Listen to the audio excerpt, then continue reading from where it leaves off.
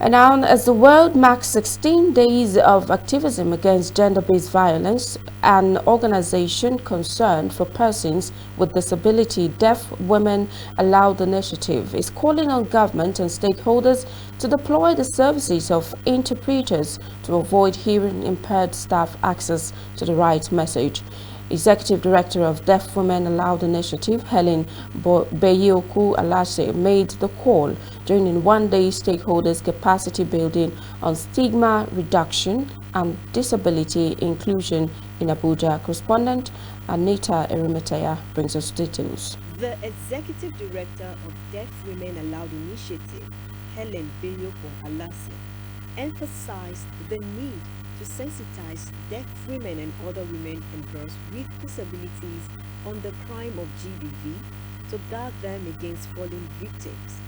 She said, for women and girls with hearing impairment, employers, both government and private, have to engage interpreters to enable them have access to the right information and justice.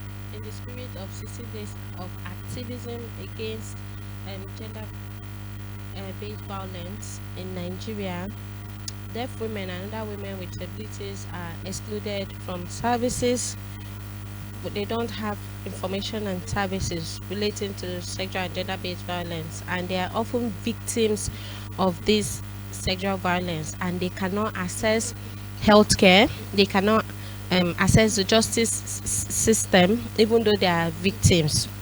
They can't enjoy even quality access to care. There are communication barriers. We don't have interpreters in the hospitals.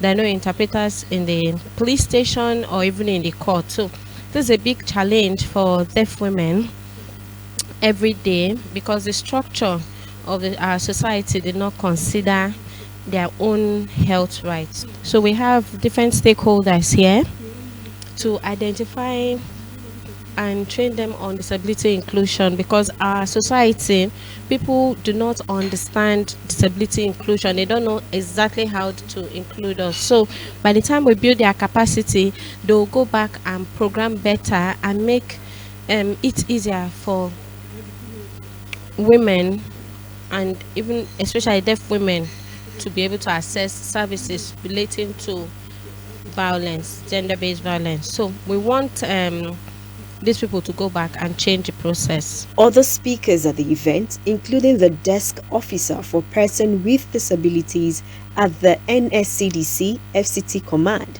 Mrs. Ojo Oluwakemi Adeola, and a representative from the International Federation of Women Lawyers, FIDA, Mrs. Obiangeri Treasure Wongu, highlighted the importance of disability inclusion and the need for more programs to promote the rights of persons with disabilities.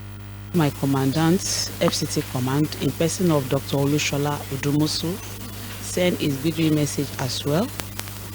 And first and foremost, I want to use this medium to appreciate the Deaf Women Aloud Initiative for this gathering, and also to tell them so far what we have done. As a civil defender, our motto is defending the defenseless, and we have been fighting for person with disability rights enforcement in FCT and as well across the state, both 36 states of NSCDC.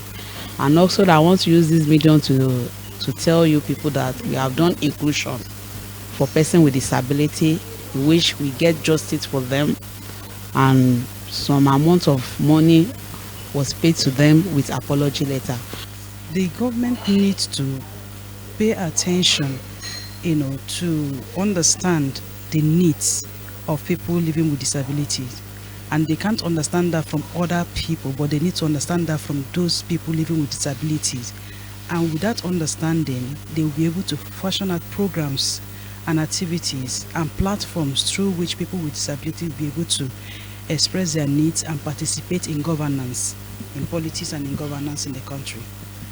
That way, I believe that their needs will be met, and the things that they have, the things that are like a challenge to them, will also be taken care of by they participating and being part of whatsoever is being done in governance, in the country generally. The event aimed to build unified voices for advocacy, clear myths and misconceptions, reduce stigma and discrimination by promoting inclusion of deaf women and other women with disabilities in government and private sectors towards a more equitable society for all. Anita Eruemuteya, ASO TV News.